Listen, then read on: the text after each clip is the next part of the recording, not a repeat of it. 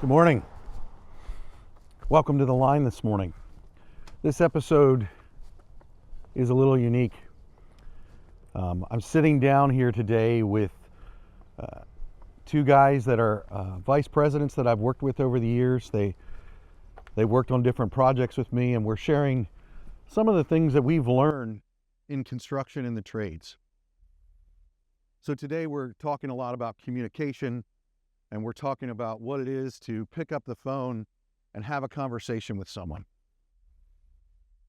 We also, in the interest of communication here at Blackline, are just trying to tell you that if you're watching this episode, we've had some technical difficulties. My camera does not function in this episode, which really won't be a problem because you get to see Mark and John and what it is that they have to say. So if you're listening, it won't be any different except for this intro that we have. If you're watching, I apologize for the technical difficulty, but everyone will probably appreciate not seeing my face. So I welcome you to the line to listen to this episode where we talk about the importance of communication on the job and hard conversations. I welcome you to learn more about John and Mark from Speedwell Construction. Let's step up to the line. Welcome to the line, gentlemen.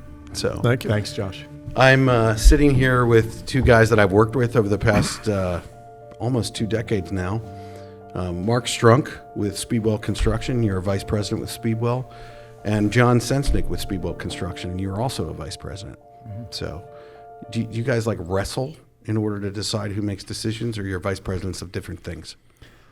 Vice presidents of different things. Yeah, that. We'll go with that. Well, this podcast kind of was really born out of a lunch conversation that we had a few weeks ago where we were talking about just communication in construction.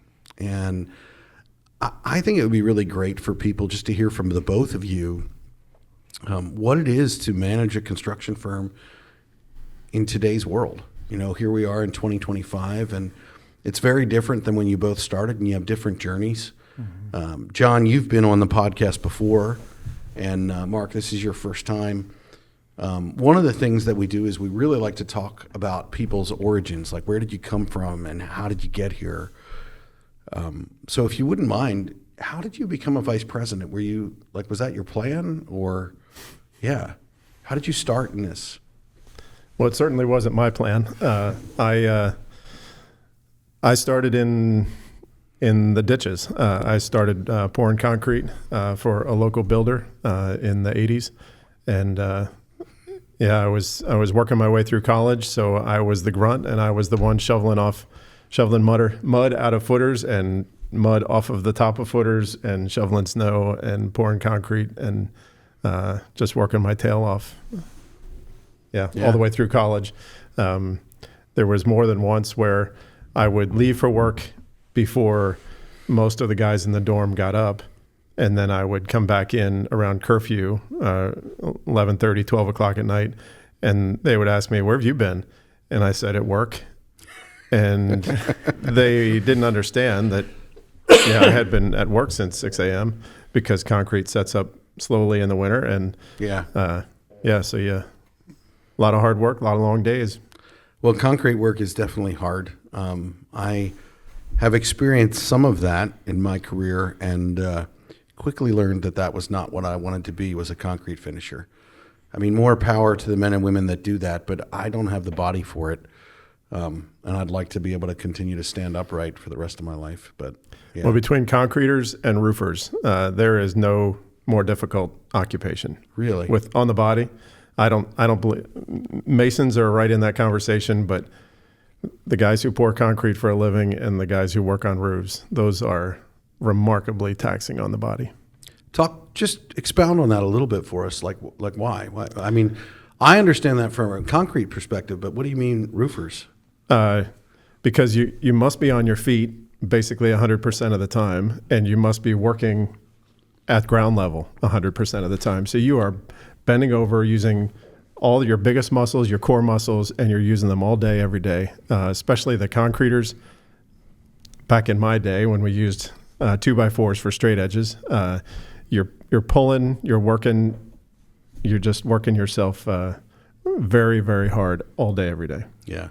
I mean, electricians, do they know how to use brooms? Okay, this podcast is not about being able to bash me in public. Oh, That's not what okay. it's about. All right, I'm sorry. Electricians. Oh my gosh. Well, just talking a little bit more about, we're going to get into the body of what we're talking about here in this conversation a little bit later. But,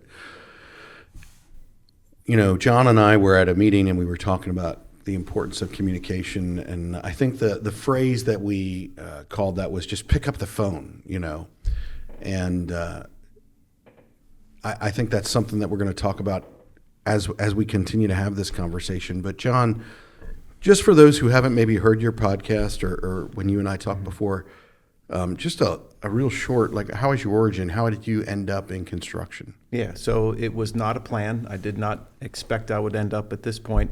But out of college, I grew up in an auto body shop. That's what our family business was. Yeah. And so out of college, I didn't know what I was going to do. Wandered around in a few different jobs. I was a teacher for 6 years, which will Like in an actual school? Like in an actual school. Okay. Yeah. I saw what you did there. Yeah. A math teacher. Yeah. Right? I taught counseling. No, I taught at a private Christian school for a number of years, but it was really because I didn't have any direction, and it was a detour that was enjoyable. It was great, but it was not my long-term goal. And my wife, I remember when we were dating, she asked me, so how much money do you make? And I didn't have a good answer for her. And so I figured maybe it was time to find something better to do. Long story short, through her encouragement, through my wife's own encouragement, she encouraged me to reach out to a few people and start networking. And I did that. And then most of them were in construction. And I learned about their stories, and that's what drew me towards working for one of them. And so I worked in residential construction, very little time in the field, unlike Mark. Mark is born and bred in the field, knows that very well, and I lean on him a lot when it comes to the hands-on part of construction and what happens in the field and how to solve a specific problem in the field. So I don't have that legacy, but my start was really in residential design. Okay. We would residential kitchens and renovations. So I started out in those small projects and designing and managing those projects. So it is kind of fitting that I end up in design build. My origins were in very small projects, learning the details of the trade that way. And then I got into commercial construction after that and ended up at Speedwell. Yeah. Well, I think I can say this. I mean, it's my podcast, so I can say this. You both are some of my favorite people to work with in construction. And I think that comes from when you talk about design build, John. A lot of what I do in design build, I've learned from you. In the process of, John would always say that there's a problem, we need to come up with a solution. And that really, if I were going to boil it down to one statement, that's what design build really is for me. And finding a solution for the customer that works. And Mark, with you really are, he's going to love the fact that I'm going to like focus on him here for a moment here, but you really are like the quintessential tradesman. Like you're the guy that started with a hammer and a tape measure. I mean, I don't want to draw too much attention to this, but Mark has less fingers than the rest of us at the table, and it all comes from, being in the trades and working in the trenches. And you're now a vice president managing the men and women that are doing that work. It gives you a different perspective, which I would say John and I find to be extremely valuable. And I've worked with you over the years in different projects. And I think with both of you, the thing that I love is you do what you say you're going to do, and you desire for there to be clear and concise communication. I'll never forget one time, Mark, you and I were on a job, and there was it was like a project meeting going on. And so where you're kind of walking through the job site, you're walking through the project, and this was, we're here in Lancaster County, so anybody from New York or Chicago or any major city is going to laugh when I say this, but it would qualify as like a a high-rise project or a mid-rise project. And so we were walking through different levels of the building, and I can remember at one point, all the different trades are there, and we're walking through, and people started to kind of, how in a stream you have these little jetties that like these little swirls here and little swirls there. And I'll never forget this. To this day, I remember we were in this meeting, and these little jetty of a conversation going on over here, and the meeting's still going on. And Mark speaks up, and he says, "Hey, I hate side meetings. We're not having side meetings. You're a part of the meeting." And that stems into what we're going to talk about, the importance of communication. And your reasoning for that, probably better for me not to answer. What was your reasoning for that? Do you remember that? Yeah, I do. And I still hate those instances. For me, if you're a subcontractor that works with Speedwell, then you should listen. He hates those instances. For me, it boils down to having respect for the issue at hand, whether it's the management of a project, having respect for a person, having respect for the work that we do. Come on. It is simply unproductive to have several conversations going on at one time when we're actually here to focus on what's best for the project. And out of respect for what's best for the project, we all have to maintain our focus. We all have to focus in on the issue at hand and not get distracted. We must be diligent with our focus on what's best for the project. That's what it boils down to for me. I think that stems from, the respect for the project, to me, comes from the respect for the goal. In that instance, we had a customer that we were all trying really hard to please. We wanted that customer to be happy with the end result, and we were all killing ourselves trying to make that happen. Absolutely. And so at that time, I just knew that what was best for that project meeting and that project in general was for us all to stay focused, and sidebars just weren't going to be helpful. I think what frustrates me about sidebar, that situation, that's pride. Pride works alone. Humility works together. Oh, that's good. Pride says, I don't really want to hear what they have to say. I have a solution, and we're just going to work it out. Yeah.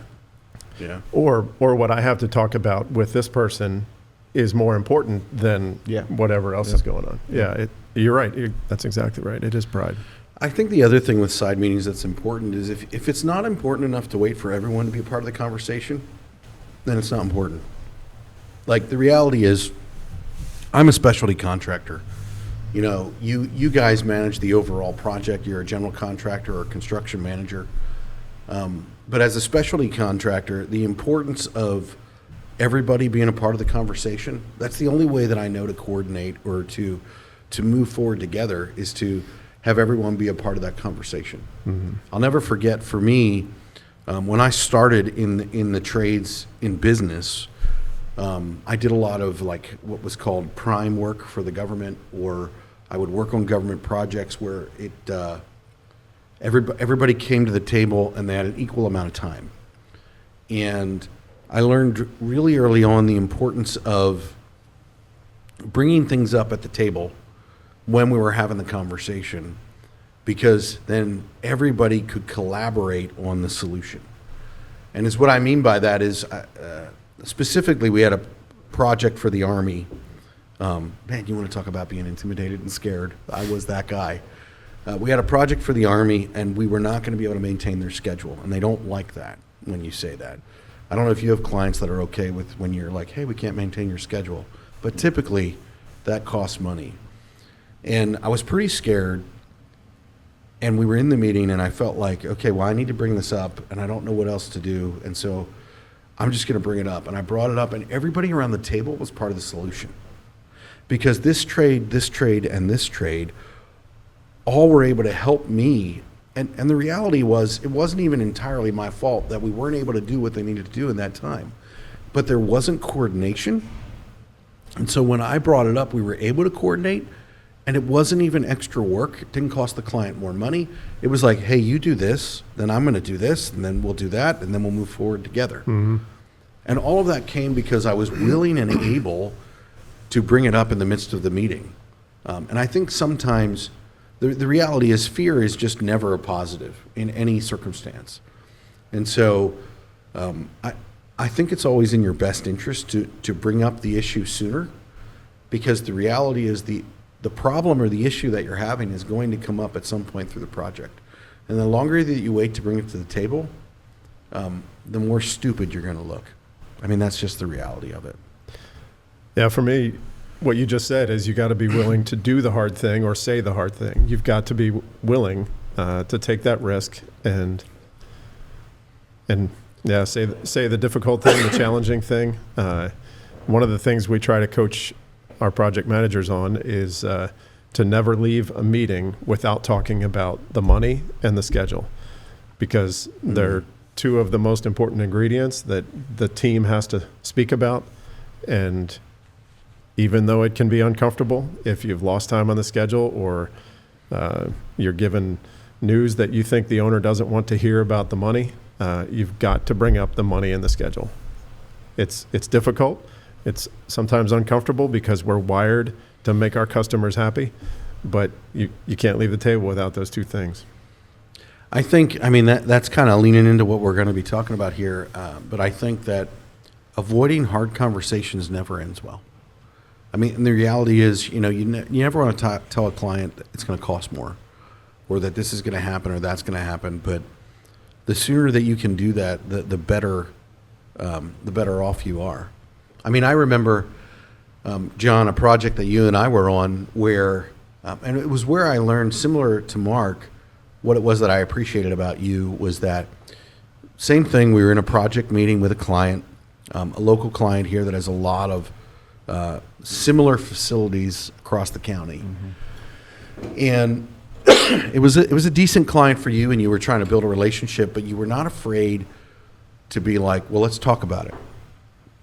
And I'll never forget a problem arose and the conversation came up, and all the different trades were there and the problems presented, and you're like, well, let's all talk about it.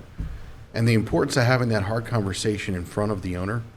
Like, as a specialty contractor, the project, and you were both project managers when I was working with you guys in these roles, the project manager who's willing to have the hard conversations, man, that's the guy that I want to die on a hill for. That's the guy that when I'm in the meeting and he's leading that meeting, I remember with you, John, it was like there was a hard conversation that was coming up, and I don't even remember if it was related to my trade or not, but I watched you be like, well, we need to talk about this. Yeah, it was actually a case where we all were standing around outside. I love that you remember. Having a job meeting, essentially. Yeah. And the owner, we had to bring up a hard conversation, and the owner flipped out right in front of everybody. Yeah. So he just walked off, and he walked towards the job trailer. And I just said to him, remember. We'll meet you at the job trailer. And we just all walked over, and everybody followed me over, and we went in the job trailer, and we started over. Yeah. He just needed a little time to vent. I mean, these are big things that happen on jobs. It's Yeah. there. We process the construction world differently than owners do. Yeah. Owners have to carry the weight of the financial burden. So when there's a problem that comes up, even though it's not any of the contractor's issue, it's still very frustrating. Yeah. You got to give them a little space. You got to understand that it's frustrating. So we let them cool off and we went back, but we all talked about it together, and we left there with a solution and an understanding of how we were going to resolve it, all Yeah. in front of the customer. Yeah. Yeah. So. Well, there have been multiple projects that we've been a part of. I remember there was one in particular where I had a revelation. The client actually said this to us, and we still work with this client to this day, just because they don't mind having hard conversations. They're real people. But they made a comment in a meeting once that really struck me. And if you're in construction and you're in these meetings, this is an important thing to remember. We do this every day. We build buildings. We build facilities, and sometimes it's a $10 million project, a $15 million project, or a $40 or a $50 million or even a $100 million project. The reality is that customer probably is only doing this once in their career. And so what is natural to us that makes sense, that we're like, well, this is pretty obvious because we build buildings and we build facilities all the time, is not obvious to them.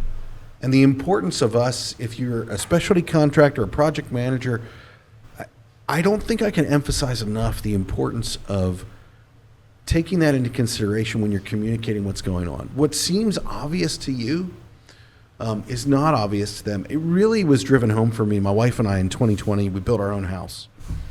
And I managed the project, but I can remember managing, I love you, sweetheart, if you actually listen to this. I can remember managing my wife.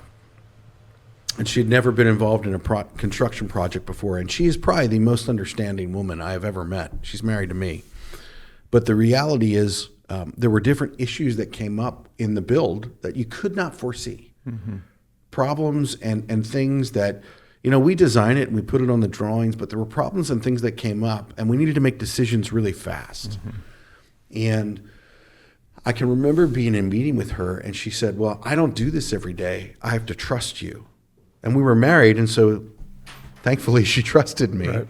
And we were able to make a decision that actually saved us tens of thousands of dollars because we were able to make it quickly. But what I realized in that moment was most people do not build facilities every single day. We do. Yeah. And we take for granted that we do that. Yeah, it takes respect for that person to give them a little bit of time, to help them understand what's going through their minds, and to give them a place to communicate those things, in a safe place to communicate those things. We don't always have those hard conversations with owners in front of a group of contractors, just for the record. Yeah. In that particular moment, that's what was called for, and it was fine because I had contractors that I trusted, and they were humble enough to understand the dynamic of that room and what needed to happen. So that was a key ingredient. So I don't want to overlook the fact that's a difficult thing to do, but we had a great team. It was all the team that made that work. There's a lot of humble people in that group. But you got to have a sense of urgency. You do. To construction. If you don't, you are working against the client's best interest. Yeah. Because you're wasting time and you're wasting resources, and people are not, if there's no urgency, things really go off the rails pretty quickly. Well, and time is money. Yeah. So this is a question for both of you related to that. What would you guys say to a new project manager? Like, I think a project manager role is a really interesting role. And I just want to expound on this a little bit while we're talking. It's the most unique role in the sense of you are pretty much your own business owner related to that project. That's right. Yep. You're in charge of the finances. You're in charge of the schedule, like what you talked about, Mark, in the beginning. And the reality is, if you're part of a bigger organization, they look at you as if you are that level of responsibility. Like when you guys look at your PMs, you're like, it's your job to manage this, not mine. And so when things get screwed up or they go off the rails, you're looking at that PM. So what would you say to a PM that's managing a project and they have those hard conversations? What's your advice to them in those situations? What do you do? How do you handle it? What is the number one thing, and I'm going to ask you both this question, that you guys would say from your role as project manager, when you guys were in that role, what's the number one thing as a project manager that you need to do when you're managing a project? I'll go first. Pick up the phone. When you're dealing with that problem, there's something off the rails, you got to go drive to that person, or you need to pick up the phone and talk to that person. When there is no way that any problem should be communicated by email as the first point of communication. You can't deliver bad news by email. You need to. Well, you can, but it doesn't go well. You can. You're right. It's just not a good thing. So pick up the phone. Your tendency, human nature, is to recoil and to go. You just need to find a place to figure it out, and you go talk to a bunch of people, and and then you start complaining about it, and then you start whining about it, and we've all done it. Yeah. It doesn't work. Yeah. Go to the people that can actually make a difference, talk to them, and talk to that owner or talk to that person. I think I would say, and I'll tie this into communication, but to me, it's all about the details, like paying attention to the details. I remember the first time you and I got to know each other. I genuinely don't know how exactly this happened, but your proposal for the scope of work showed up on my desk, having come through a fax machine, and it was illegible. Wow, a little bit revealing how old we are. You are Holy crap. It was sort of illegible, and I'm trying to make sense of the electrical scope that I expected to be there. And I could have just sort of gone through the main things and figured, they probably got it, and signed you up at your number. Yeah. But I didn't do that. I called you, and I remember. we talked through, and you and I had never met. I didn't know who or where I was talking to, but we talked through that whole scope, and I had to assure myself that scope was correct. But if I wouldn't have called you, and if you and I would not have gone back and forth about the scope and talked about, all the light fixtures and all the light fixtures on that entire schedule, not just the main ones, but all the little specialty ones at the bottom. If we wouldn't have done that, this wouldn't exist today. No, it wouldn't. That was the first step. It really so wouldn't. You got to talk about those details. Mm-hmm. Well, and for me, that really turned into, it really, this is a really weird way to say this, but it blossomed into a working relationship. I see you laughing there. He couldn't handle that. Yes, it blossomed. Yes, it's always third grade. Yeah. That's very special. But it really produced fruit in building a relationship that was, I think, essential for our organization to continue to grow. Mm-hmm. And something that we didn't say here, in that particular job, we won that job, we did that job, but it was probably one of the hardest jobs you and I both have ever done. That's for sure. Yeah. Although we do have a pretty bad track record of picking lousy jobs to do together. But we do have a pretty bad track record of that. But through that, I will say this. You have... So, Mark, you're going to love that I talk about this online, and we're going to publish this. But if you're a general contractor or you're a construction manager, and you're out there and you're wondering what it is that you need to do to make a specialty contractor want to bleed and die for you and do whatever it takes to make your project succeed, this is it. And quite simply, Mark, you were willing to sacrifice your own reputation to tell the truth about your trades, even if it looked bad for you and people were threatening you. And I think that's something that's a level of grit and character that I don't even know. I remember when you did it, and as the project continued to go, we'll just gently say off the rails, you would accept nothing less than the truth. And it's really easy when you're managing a project to navigate what you want to say and how you want to communicate. Mm-hmm. If you're a project manager or construction manager, it's very easy to lay blame at the doorstep of others and not take responsibility yourself. And I'm not going to get into the details, but I will say this.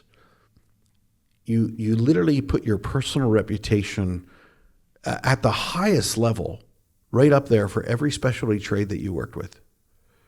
And that is something that makes me, in any job that we want to do, I want nothing. And this is important because if you're a GC or a general or a construction manager and you want people to really care about your project, your organization, this is how you do it. And you cannot buy this. When you are all about that, even to your own personal detriment, mm-hmm. It is so obvious. There was nothing more that I wanted to do. I mean, I have been deposed in a courtroom related to you in that project. And there was nothing more than I wanted to defend you and your organization mm-hmm. because of the way that you treated me. Yeah, and to me, it all comes back to respect. I know I've made that point already. But more importantly, or equally importantly, is the fact that while that one project, was a challenge and it was extremely difficult. One of our superintendents, I think, worked 26 days in a row, just pouring out everything he had for that project. But a long-term, a lasting relationship was formed, not only between our companies and between you and I, but once you've gone through a battle with one of those superintendents, absolutely. I mean, I've changed companies since that time. And why is it that some of those superintendents have joined Speedwell? It's because they know that truth is important. I'll follow you wherever you go. Respected. I'll follow you wherever you go. And respect, humility, all that stuff. It's remarkably important, and it's going to build a long-term relationship. And if you're intending to make a career out of it, come on. I mean, it's all about the long term. You and I haven't spoken to that developer. We refer to them as all kinds of things. Don't say that on air. But yeah, I mean, you don't have that long lasting relationship with that one off builder or a developer who clearly didn't know what they were doing. Yeah, you have the relationship with the people that are in the trenches, that the specialty, the trade partners. That's where you got to focus. What I observe Mark doing every day is he's very careful with the truth. So as project managers, what do you mean by that? He's very careful with the truth. So like you were saying before, it's very easy to twist. It is. And you can twist it and not even really be aware that you're doing it. And we are broken human nature. We struggle with. You're clearly speaking for yourself right now. Yeah. So when I say that, taking a narrative and coloring it in a way that suits you is very, very dangerous in our world. Yeah. And nearly everyone does it. So when you don't do it, you really stand out. Yeah. And so when you take time to have enough respect for someone to understand their perspective, in that case, what was the trade contractors going through or the specialty contractors going through? What was actually happening? Not what I think is happening and how I've colored it and twisted it just a little bit that suits my narrative. That's what I love about watching Mark and how he works. Is that's very, very serious for him. Yeah. So that requires he asks more questions, he probes, gets into the details. Oh, he gets into the details. Yeah. That part's annoying. You could stop that. Yeah. Yeah, so something I've been working on lately is, and I'm probably going to botch this saying, but what is it? Perfection is often the opposite of progress, or something along those lines. So it's my nature to dig in and get the details and do all those things. But my point is there's a balance out there somewhere because you do have to move forward, what John said about sense of urgency. And something I've learned from John is Christine, my wife, and I have a little bit of an inside joke. I'm often the one who wants to be a little quieter and wants to process things before I render an opinion, that kind of thing. And no shit. Sometimes I need to like prompt myself or kick myself. And so one of the things that I don't say out loud, but I say inside is, I got to go through the front door here. And that's something that John does really well. I mean, many times there have been instances where a tricky subject comes up, a subject that could cost us a lot of money, and I'm just getting ready to figure this thing out, to turn it over in my head, and John's already jumping in, ripping things apart, figuring things out, but going through the front door. And so there is a balance in there somewhere. Absolutely. The difference is I just apologize to. Yeah.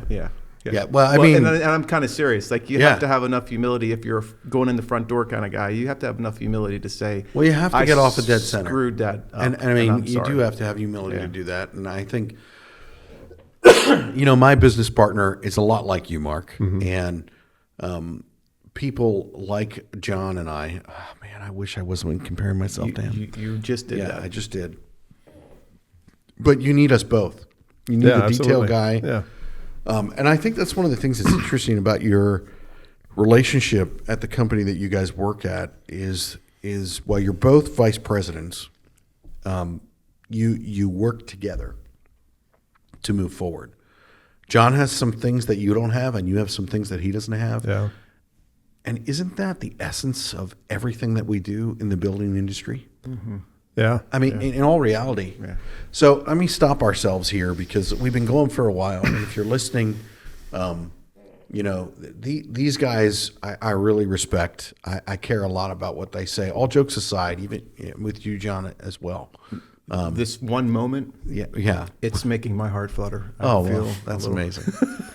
But Mark, what's one thing that you can't live without? A gear or a tool or something like what is the thing that you can't? I ask this question on every podcast. Well, not every podcast, but most of them. What's something that you can't live without? Well, in the construction world, so I was trained as a carpenter. My dad was a union carpenter on Long Island, and so yeah, he had me wearing nail bags when I was just a tiny little 4-year-old or something. And so for a carpenter, it's got to be your tool belt. There was a phase when I was a project manager in the early 2000s, and the trend was for some carpenters to bring one of their Rubbermaid carts around with all their tools on it, and they'd be working here and walking 3, 4, 5 feet over to their little Rubbermaid cart and getting the tool and then walking back, and it's just ridiculous. So yeah, the tool belt, maybe too generic of an answer, but and then I think the correlation these days is there are times where you have to use the tool of going through the front door. There are other times where you have to use the tool of keeping your mouth shut, letting your emotions calm down. So there's a number of tools in your tool belt, and they're all at your disposal. And the challenge is, I think John does a terrific job of knowing when to use the different tools. Having the emotional intelligence. Yeah, there it is. To sort of calm down whatever's building inside and use the right tool. Yeah, I think the statement that I would use to describe what you just said related to going through the front door, and I love that statement. Sometimes you need to kick the door in. Sometimes you need to find the keys. That's what you're talking about. That's a good visual. Yeah. And the reality is there are times where you need to kick the door in because something's on fire and you need to deal with it. Mm-hmm. And then there are times where that's going to cost you more than if you would have just taken the time to find the keys. You heard that part, right? I'm sorry. What did you say? In case I missed all of that, what did you say? I'm going to get you a key made for the front door. That's what I'm going to do. Okay, gotcha. I mean, kicking the front door in. I just said I go through the front door. I didn't say how. He said kicking. Yeah, okay. Yeah, I said kicking. I said kicking because I do that. Well, I love what you say about a tool belt for a couple of reasons. One, I don't know if you know this, but electricians like tool belts. Well, that's an interesting thing about my career. That's something that I learned early on. My boss, way back when, I worked for a company that they have these trucks that are lime green. If you ever listen to this, I still don't know why you have trucks that are lime green. I think it's the stupidest thing in the world, but whatever. I love you guys. I think you're the greatest company I ever worked for, but your trucks are ugly as sin. So we got that out of the way. I got that out of the way. But my old boss taught me the importance of a tool belt. And you think about things like, well, it doesn't take me that long to walk over there and get that. But we win jobs based on low bid. And the reality is efficiency is the only way that we make money. Yeah. And having that stuff on your person actually affects the difference of being productive or not. Mm-hmm. Yeah. The other cool thing about it is we're currently, my children are Generation Z, and they're being called the tool belt generation. You have millennials, you have Generation X, and Generation Z is being called the tool belt generation. Okay. And the reason that they're being called that is there's been this epiphany, revelation, I don't know what you want to call it, but this awareness of, well, I want to learn how to work with my hands. I want to learn how to do this and how to do that because there's an entire culture and society that doesn't know how to do it. And there's something deeply woven within this next generation that they desire to do that. And I find that interesting. One of our clients, they make tool belts that cost more than any tool belt I've ever bought in my life. But they make them out of leather, they make them out of canvas, whatever you want. And it's all about having what you need right with you in the moment and not having to go find it. Yeah. And it doesn't work in every situation, but you really need to pay attention to when you need your tool belt. So, Or when you don't need your phone. yeah, no kidding. So, John, we've had you on the podcast before, and you've shared your one thing, but I'm just curious here, as we're talking, what's one thing that you can't live without as well? Didn't think I was going to ask that, did you? You surprised me there. That's because I lied to you and said I wasn't going to ask Yeah, it. no, that was good. It's for today, my life today. Yeah. It probably, honestly, if we're being honest, is that what we're supposed to do here? This is supposed to be an honest Okay, and real so- conversation, so I don't know why we have you on the podcast. What do we go about with all the time, everywhere, at all times? It's with us. It's our phone. You're fired from the podcast. And I'm not saying that's what it should be, but I'm just being honest and saying if I don't have that, I'm not executing my job. So that's a great segue. But hold on. Oh my hold gosh. on, man. Do you run this podcast? Or I guess you do. Can I talk? I don't actually run the podcast. Oh, okay. We're like falling down a waterfall or white rapids, and I'm trying to keep the boat from sinking. Okay. That's what it is.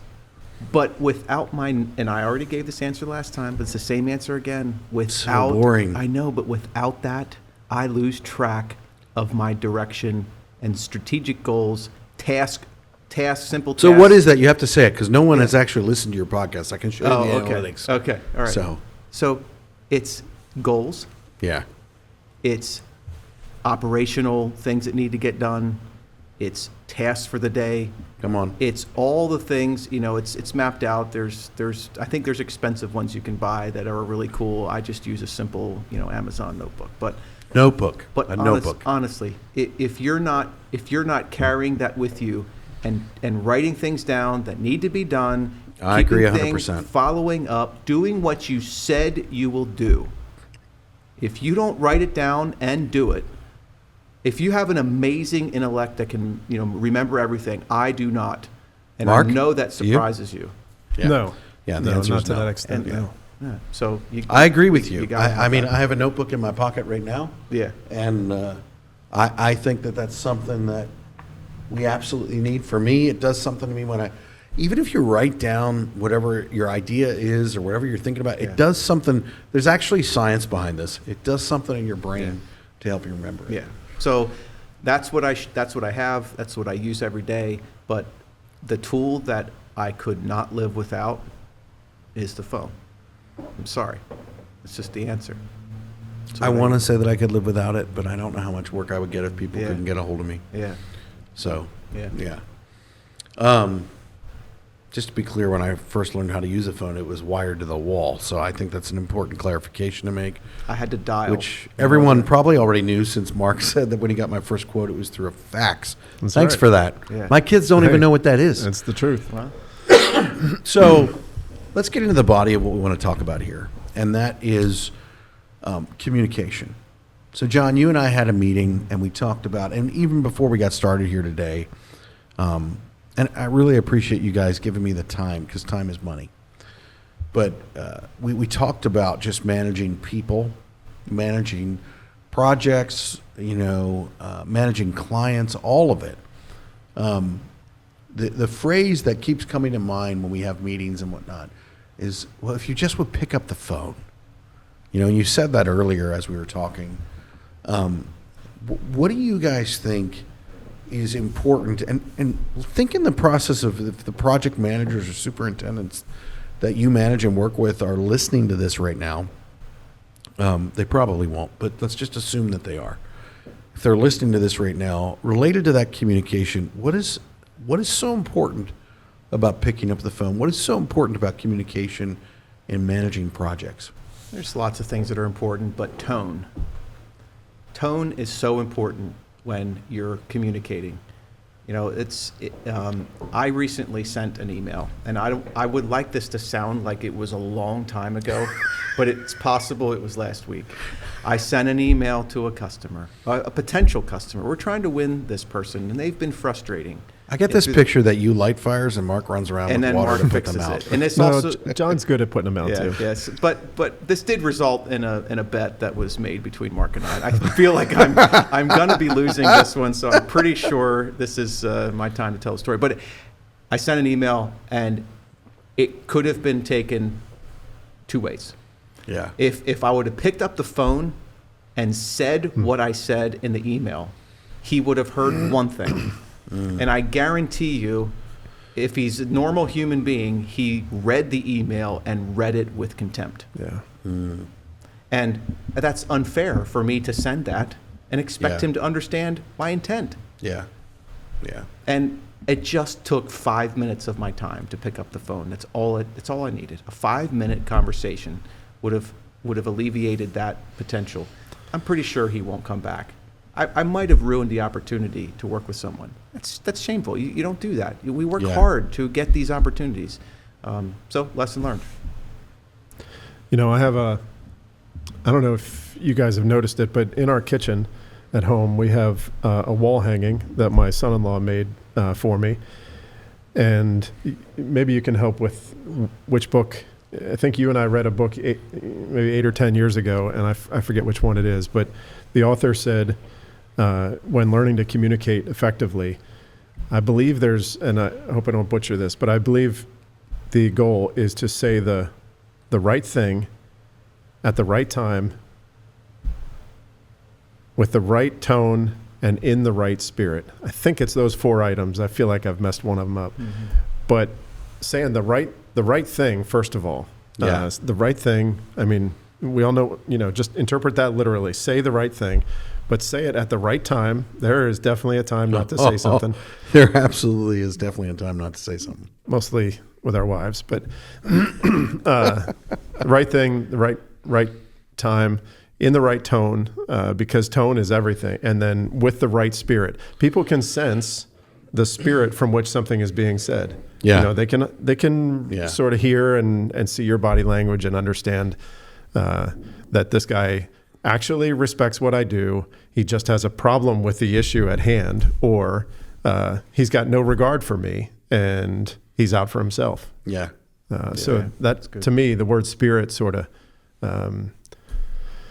helps convey that attitude that's behind the words. No, I totally agree. I think that's something that we don't realize about tone. Tone can actually totally change the meaning of a statement. So you can make a statement. I recently heard a guy, let's see if I can say this correctly, but he goes, well, I want to talk to you about the love of my life. And then he made the statement again, and he said, I want to talk with you about the love of my life. And the way that he said it was, one was the love of his life being his wife, and the other was the love of his life being a thing or himself or whatever. And the tone changed everything. And I think sometimes, and I'm guilty of this, I've done this. I heard someone say this once, email is evil.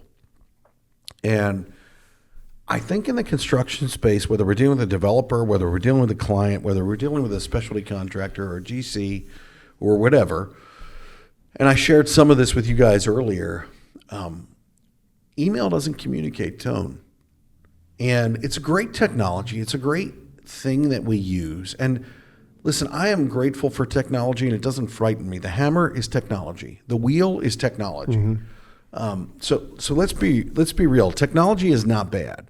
There will come a day where we're talking about some electronics and things like that, and it will be just like the wheel, and they'll be like, it's so outdated, and technology will be something totally new that we don't understand. Mm-hmm. But the reality of tone, and this is a cool thing about who we are as people and humans on the planet, we're created in a way that when we talk, and I use tone with you, it totally changes the meaning of a situation, of a project, of a communication. And it can change the meaning of one where it's like, listen, I have to do this. If you can't make this decision on this project, then I have to do X, Y, Z. If I sent that to you in an email and it's like, listen, I have to do this. If you don't do this, then I have to do X, Y, Z. Right. Totally different tone. That's what we hear. Totally We're different on that tone. end. That's right. So who is the gatekeeper to that communication on a project? Wow. Honestly, I think everybody. Everybody.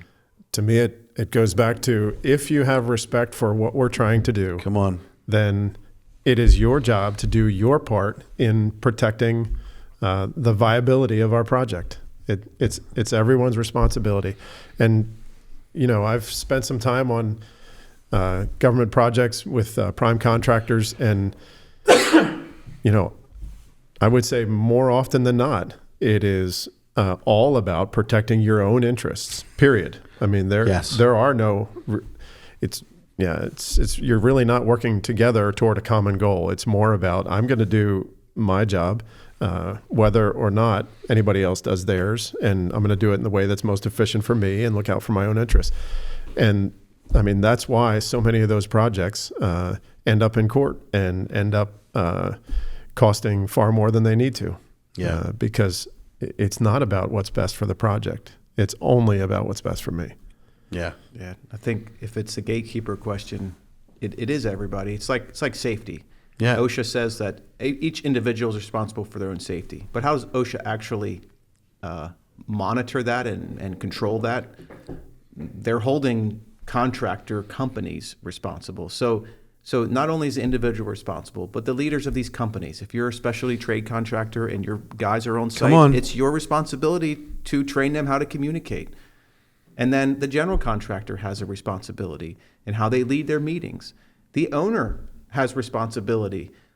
But if just one person in that chain says, I'm going to hold back this inappropriate communication, and I am going to, everything out of me is going to be as appropriate as possible and lead people well, you're helping all of those people actually do their job well. Yeah. Because otherwise everyone's focused on what Mark's saying is my risk and how am I going to be blamed? And it's all about making sure I don't get blamed. So we document for what purpose? To make sure I don't get blamed. Mm-hmm. How about to actually deliver a really good product? Come on. I think you're touching on something that's really important, and that's really the essence of what I wanted to talk about here. I can remember being in a project meeting, and for those of you who are listening who haven't been involved in these on the commercial industrial side of things, project meeting is not in a boardroom. Typically, we're standing in the middle of a job site, and we're all standing in a circle having a conversation. And I will never forget this. I believe that we need to all be the gatekeepers, like you guys said. I was standing in this project meeting, and another trade was like, well, okay, we need to meet the schedule. And the project manager who was managing it was like, yep, we need to make the schedule. This is the deadline. This is what it is. And he's like, well, I don't know how I can do that because of this, this, and this. And they were clearly things that were outside of his control by other trades that, you know, let's just say he was a painter. Mm-hmm. Well, he can't paint the walls if they're not finished and ready for paint. And the PM for the project was like, well, I don't care. This is the deadline. Figure it out. And I watched this conversation from the sidelines, so to speak. And that trade contractor didn't speak up and say, well, how do we come up with a solution together to figure this out? Because clearly that doesn't work. And that's one thing that I love about the truth is you can ignore it as a GC or as a trade contractor, a specialty trade. But it doesn't change the fact that the truth is the truth. Mm-hmm. And the reality was in this situation, it was not this guy's fault that they couldn't meet the deadline because you needed finished walls in order to be able to paint it. But where it did become his fault was when he decided to be the gatekeeper to real and honest communication. And is what I mean by that, you could have stated in the meeting, can we talk about this after? Can we, because clearly there was a hostile communication. But he didn't talk about it, didn't deal with it, and actually created a problem for everybody else on the job. And the reality is, for me sitting there, it would have been inappropriate for me to say anything at that moment. But I could have went to that trade contractor and been like, you really need to have a conversation with that guy about this. You really need to do that. And I think that's the thing that if you're listening to this, when you're in those meetings, recognize that there's a time and a purpose and a place to have those conversations. Maybe you don't bring it up in that meeting because, and we talked about this a little bit earlier, and maybe this is a good time to bring this into the conversation. But ego comes into everything that we do. We all have it. We all deal with it. And in that moment, the ego was saturating the meeting. Because the statement from the PM that was managing the meeting, the guy that was in control, was stating, this is the way it is. And this is my deadline. This is what it needs to be. And this specialty trade was not speaking up to him. And since ego was involved, he could have been like, okay, I'm going to make a mental note. I can talk with you about this later. But he never did that. He just ignored it. And the entire project then was derailed because of that. Because it didn't change the truth, the fact that he didn't talk about it. And what is pick up the phone? Pick up the phone is talking to one person. You don't pick up That's the right. phone to talk to 10 people. That's right. And egos get out of control in a group, especially in our industry, it seems. I don't know if that's actually true. It just seems like it's true. Maybe it's not. But pick up the phone in a private conversation. Don't surprise. Don't give negative news in an email. Don't surprise someone in an email. Don't try to solve these problems in a big setting. Pick up the phone and talk to the guy, because the tone and the spirit by which you're communicating is not going to come across. It's going to come across as well in that meeting as it does in an email. Absolutely. Absolutely. Well, being willing to look foolish is sort of. I mean, most men sitting in a job meeting are just going to hate that moment. They do not. I mean, that is the worst thing. Going through a situation where you look foolish, and so most people are willing to do almost anything to avoid that. A lot of men are, and so we touched on it earlier. But coloring a conversation, or even coloring a word or a comment, just to sort of disperse the blame, or to, protect your own ego. It happens in almost every meeting. I read a book, I was talking with you guys about this earlier, called Ego is the Enemy. And I can honestly say for me, in any one of those meetings, and I have an ego. There's no denying it. Anybody that knows me knows I have an ego. But the reality is it has never benefited me when I allow my ego to go unchecked. And when I'm in those meetings, my ego is like, well, this is the way it's going to be. And the reality is, if I come with some humility, I'm amazed at the power of humility in those meetings. I've been the guy where I have been accused by a PM or whoever was running the meeting, just like that painter was. And when I was able to swallow my ego and go to that PM later when no one else was looking and say, hey, I don't know how to do this. I don't know how to meet the schedule that you're saying, and I want to provide service to you. Like really coming with my hat in my hand and being like, help me know how to do that. That's the funny thing. When I've done that, they are like, oh, you're on my team. Because our ego gets us in this place where we think we're adversaries and we're really not. And I think it's a tricky thing in construction where we think that we're adversaries, and then people are able to pick us off. When if we would be united in it, we can actually work together towards success. And it's a win-win-win. Yep. Do you guys know what I mean? Yeah, certainly. Right on. I think I think back to that customer that we tried to please in Lancaster City, and something you touched on earlier is, while it was easy for him to say words that sounded harsh and sounded like deadlines and sounded like he knew what he was asking for. He didn't care that it was difficult, but he knew it. He came from that perspective. In hindsight, while I've been sitting here, thinking about this in greater detail, certainly he didn't have, that perspective that he portrayed. So that was his way of coloring the words that he was saying to sound like he was important, authoritative, and all-knowing. Yeah. And we tried hard to. Now he does have that trump card. He is the customer. Yeah. But it's a challenge. It's a challenge we face a lot. I shared a story with you guys recently where I was in a situation in my role. My role lends me to an opportunity to be able to watch things from the outside. And I was watching a project where emails that I was copied to were going back and forth. And I watched the tone of the emails. And just to be clear, in email, there is no tone. The tone is whatever is in your mind. And so when you read an email and you're concerned that someone might be coming after you, let's just be honest about that tone. You're reading it with a defensive posture, and you're reading it with that tone, so you're not going to read it in a positive way. So let me help it make sense if you're listening. So if you're a Democrat and you're watching the news and you see someone talking, and they put that little R next to the name of someone who's talking online on CNN or Fox News or whatever it is, you're going to define everything that they say within the tone of they're a Republican.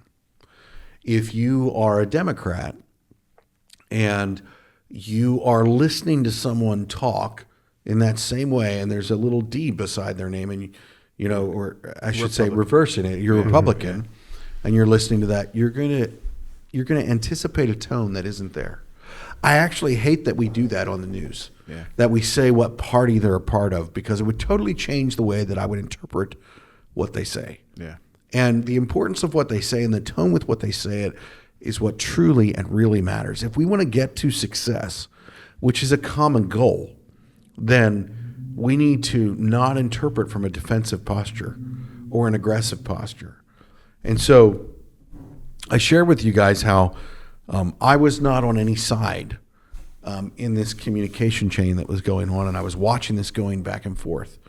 And I called the person who was leading the communication chain, and I said, "Hey, do you mind if I picked up the phone?"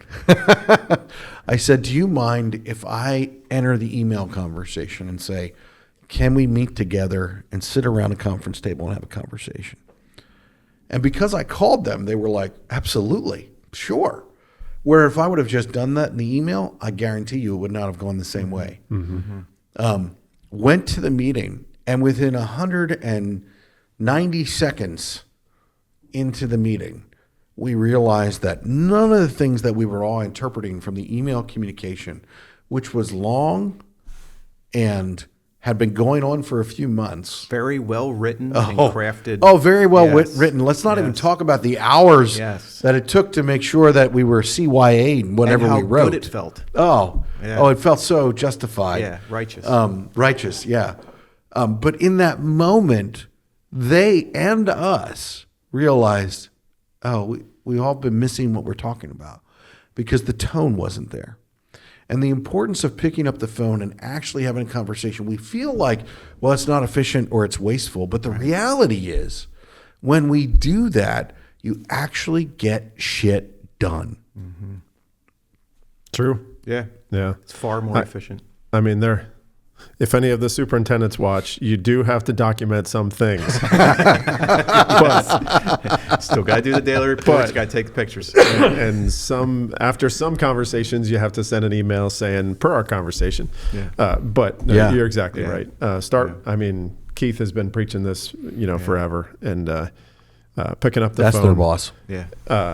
Something that I've seen him do that I try hard to emulate is, so oftentimes if you pick up the phone, you're doing the right thing. Yeah. You call that person that you don't really want to talk to, but you're doing the right thing.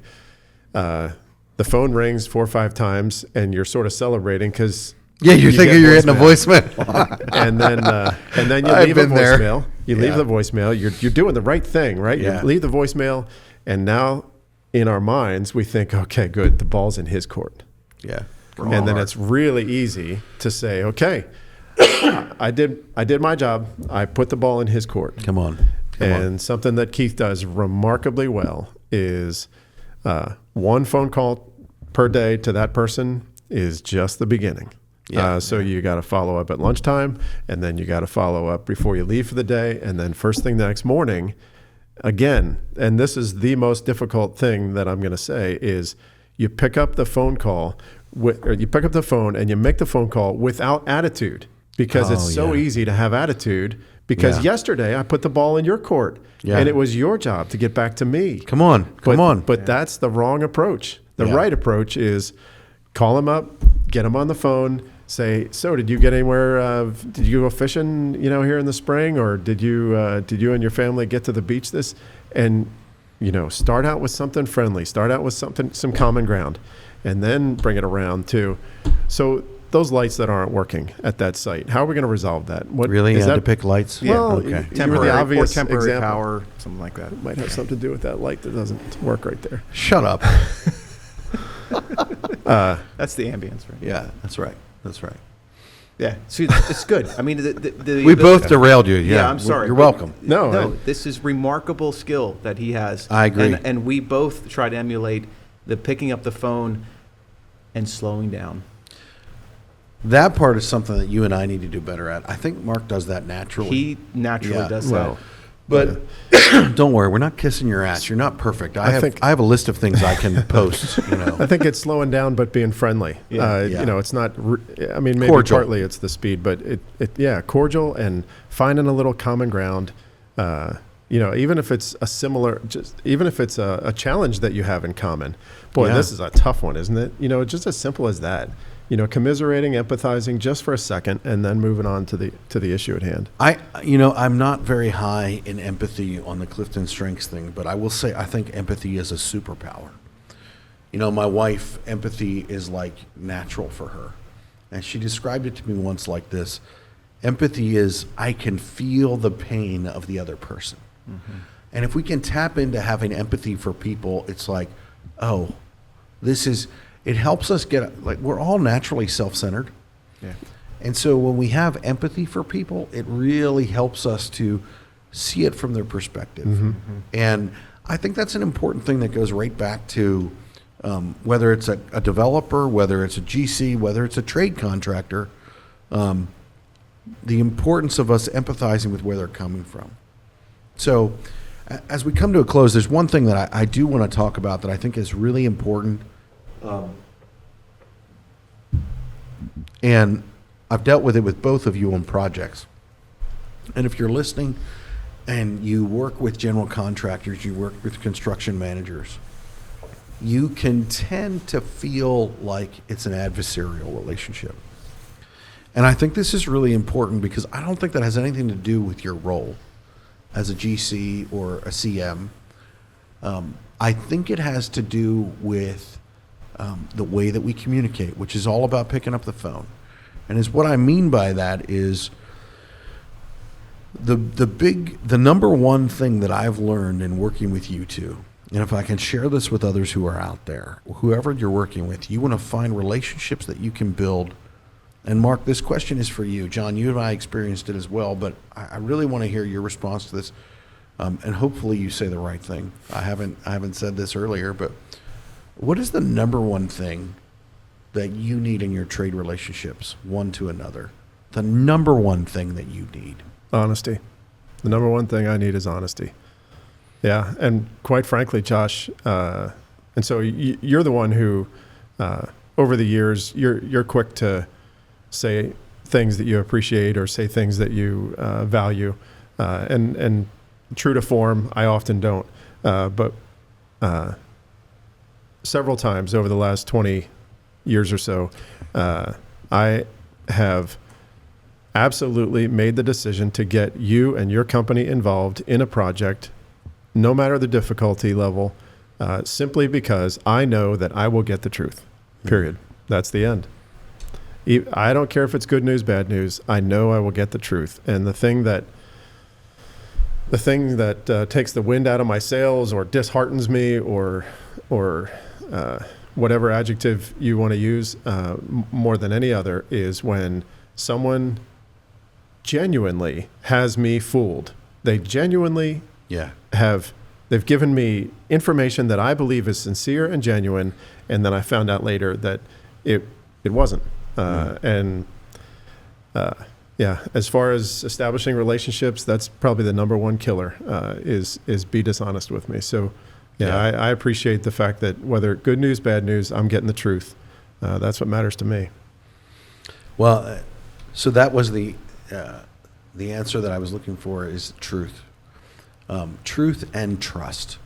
And as what I would say with that is, if you're a specialty trade, whether you're a heavy civil contractor, an electrician, who I tend to like more than most, but whatever, or whether you're a painter or whatever you are, HVAC contractor, whatever, welder, fabricator, structural engineer, whatever it is, if you want to build relationship with someone, trust is where it's at. And I can speak to that with both of you because we have been in situations where we have been in war. That would be the word that I would use. Where whether it's a client, a developer, or a situation, like I've sat in a courtroom and the fact that there was trust made it that we were on the same page. Mm-hmm. Yep. And if there would be advice that I can give to any contractor out there, it's that, listen, the truth and honesty is the best. It sounds so cliche, but it's so real. It is the best policy because, one, it's the easiest thing to remember. If you start telling lies, it's very hard to keep track of. Two, it always is going to get you to the top. It always is going to get you to the win. If you don't go after that, you are going to fail. All of the clients that I have ever worked with that call us back, which, just to be clear, those are the clients you want to work with, because you don't want to have to keep going after new clients. You want to build relationships and long-standing relationships that continue to build. That's how you build large companies. All of the clients that we have done that with have made this statement, and I think this is really interesting, specifically in construction. They've said, you do what you say you're going to do. Mm-hmm. Listen, let me be really clear about that. That doesn't mean that we meet every schedule, that everything goes well and everything is right. But it does mean what Mark just said, and John, you and I have experienced this on jobs, and both ways, that you tell the truth. You speak honestly about something. And sometimes that means you pull someone aside. You don't want it to be for everyone to hear. You have to have some knowledge about that to know how to handle it. But that process is super important if you want to be successful and continue to build an organization that is going to be here long after you're gone. So we've come to that point in the podcast where I want to ask you guys a question. And this is where it gets a little bit more real. I'm going to ask Mark first, and then I am going to ask you as well. But what's a mistake that you have made in your illustrious career that started with fax machines? But what's a mistake that you've made that you've learned from that you're willing to share with those who are listening, that they might be able to learn from?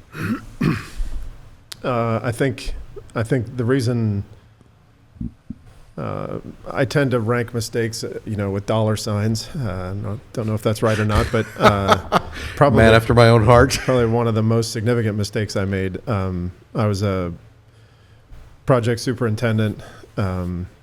It was a church in Goshen, PA, and I was on that site during 9/11. That's when the skies were empty, and I did not pay attention to the details on the civil drawings, and I instructed a landscape contractor, a hardscaping contractor, to start building a mortarless retaining wall system at a certain elevation. And he finished that wall. He nearly finished that wall a month and a half or 2 months later. If I remember correctly, it was 480 feet long and it was 19 feet tall. And there were stairs in it, and there was a guardrail at the top. My goodness! It was quite a wall. But he finished it a month and a half later, and he was 3 feet shy of the elevation we needed to finish it at.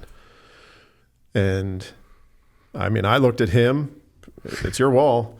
And we dug into the details and started checking things. And I realized that day that 2 months ago, approximately, I had made a really dumb mistake.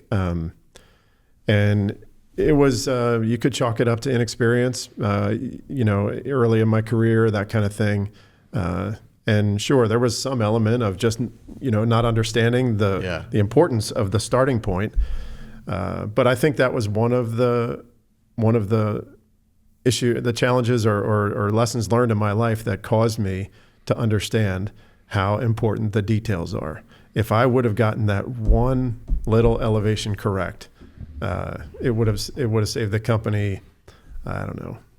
If I remember correctly, it was between 40 and 50,000. And, once again, that's not nothing. That was 20 or almost 30 years ago. So that was more than I could even comprehend at that time. So my question for you related to that mistake, and I'm going to push a little bit.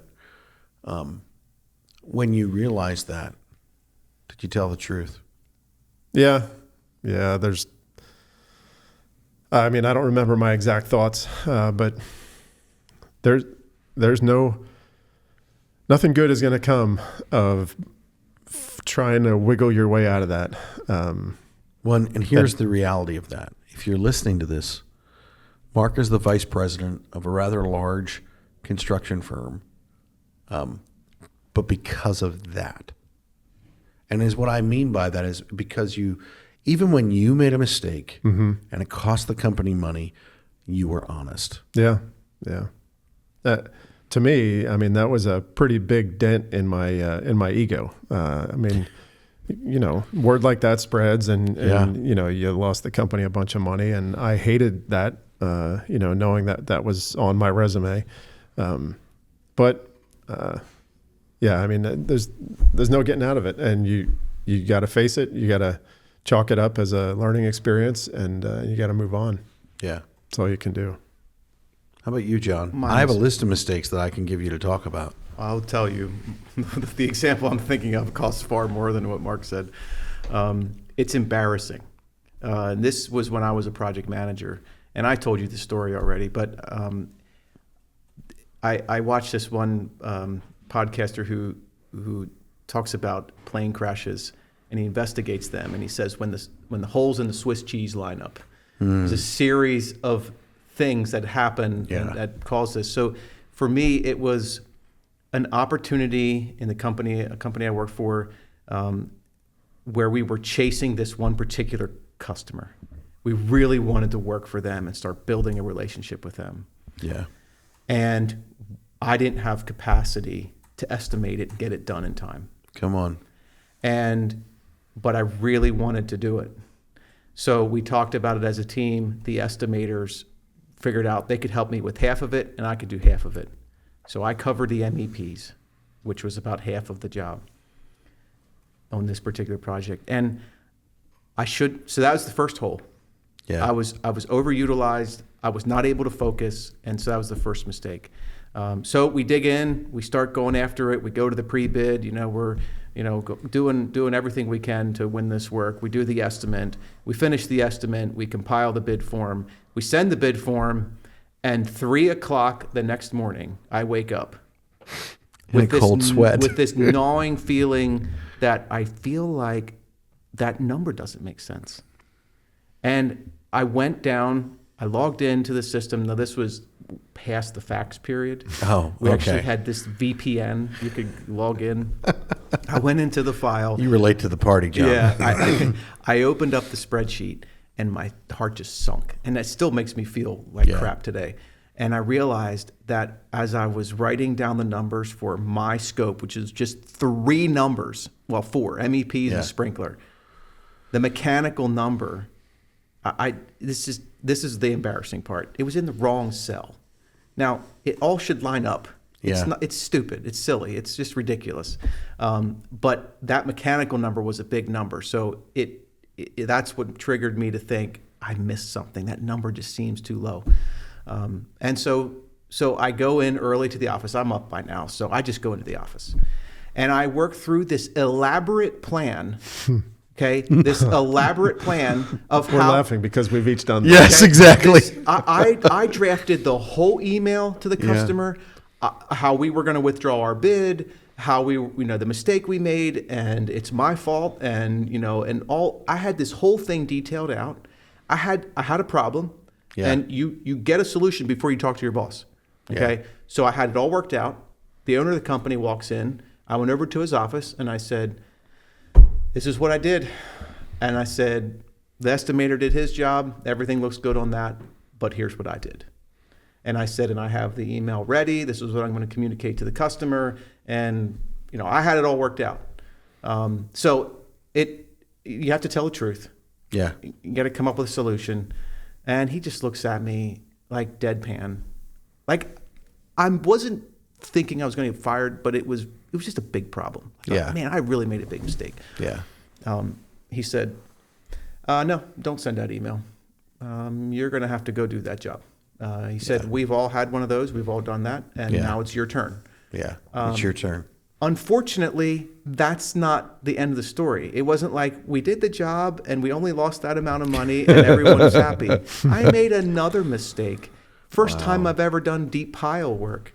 And I had and this was a change order. Yeah. So this was an opportunity to make sure that I capture everything, and maybe there's opportunity to cover ourselves a little bit. And didn't I not understand that when you're drilling for piles, this was a caisson type pile.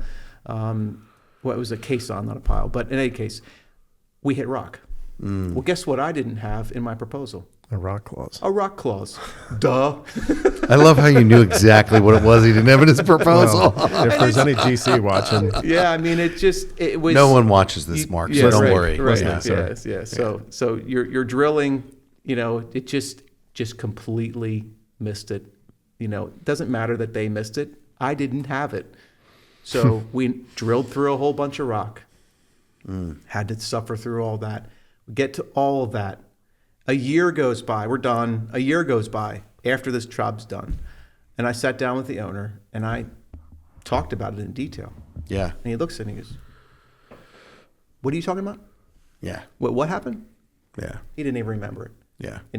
What you make as such a big deal, it is a big deal, but don't overdo it. Just work through it.